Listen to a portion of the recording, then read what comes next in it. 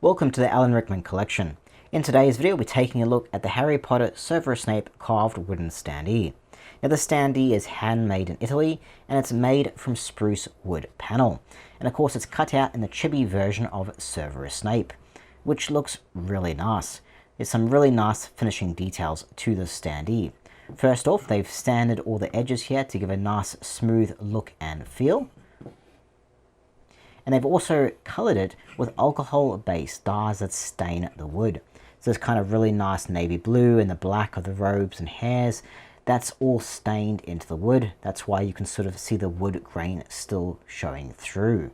It looks really nice.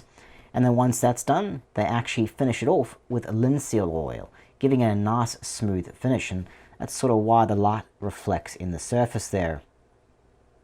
Now this standee figure is mounted on a nice piece of wood here, so it's a nice wooden stand, also smooth on the edges. It just gives it a nice solid base to stand on. Looks really nice, and it also stands quite tall. So looking at the height of it, you're looking at 17 centimeters or just over 6.5 inches. At its widest point, you're looking at about 11 centimeters or just under 4.5 inches.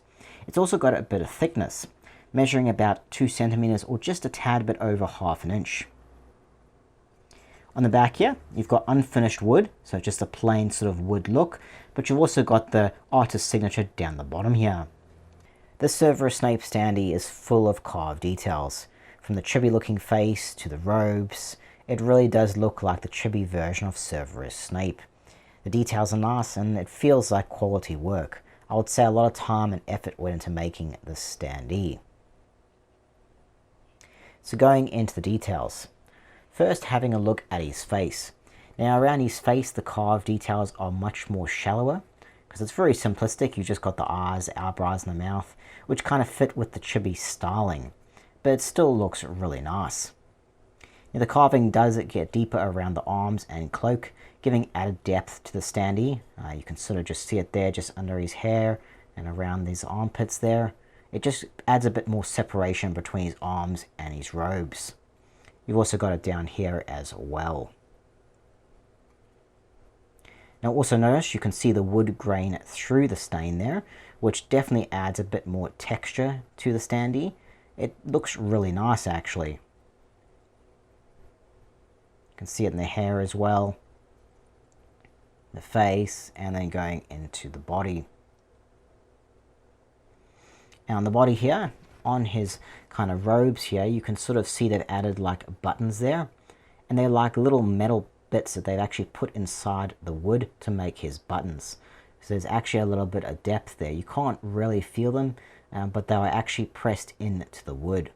It's a really nice little touch there. Same with the little lines they've put to kind of form his robes there.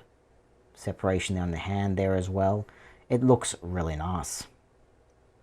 And the color is also very vibrant. So of course you've got this kind of navy blue here for the robes and the black for the cloak and black for the hair.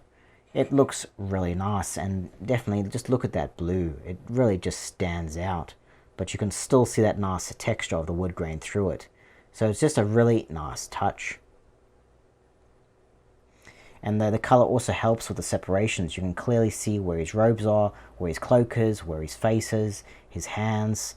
It just suits the standee very well. They've implemented it really nicely. Now on the back here, it is just plain wood, which is not much of a concern since the front looks so nice. Your bottom here, you've got the artist's signature on the wood. Looks like it's been burnt into the wood there. So even though it's plain, you're not going to be really looking at the back, so it doesn't really matter.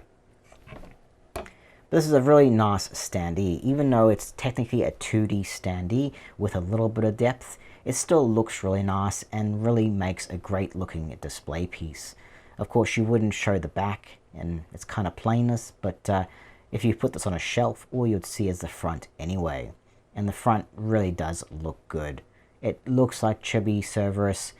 The details are there, and I think they've really given a really high quality standard to the standee. It just looks really nice. They've taken the time, they've stained it nicely, they've sanded it all nicely, and it really shows. It's a really nice piece. Overall, this is a really nice standee of Severus. It's handmade from Italy and it shows that it's very well done.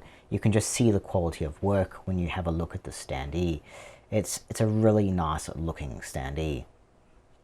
Now, being this is a handmade custom item, I'm not sure how many are in existence. I bought this from eBay from a seller in Italy, and it's the only one I've seen of Severus. They may have made only limited quantities, so this could end up being quite a rare collectible. I certainly enjoy having this as part of my collection. It's really unique and it really looks good as well. This would make an awesome display piece on a shelf and definitely a great addition to a Severus Snape collection. It's a pretty cool looking standee. Anyway guys, that was the Severus Snape carved wooden standee. I hope you liked this video. If you did, then please press that like button as it really helps out a lot. Don't forget to subscribe and enable notifications so you don't miss any of my new videos, as I will have heaps more Alan Rickman and Severus Snape collectibles up very shortly. Thanks again for watching guys, I'll see you in the next one.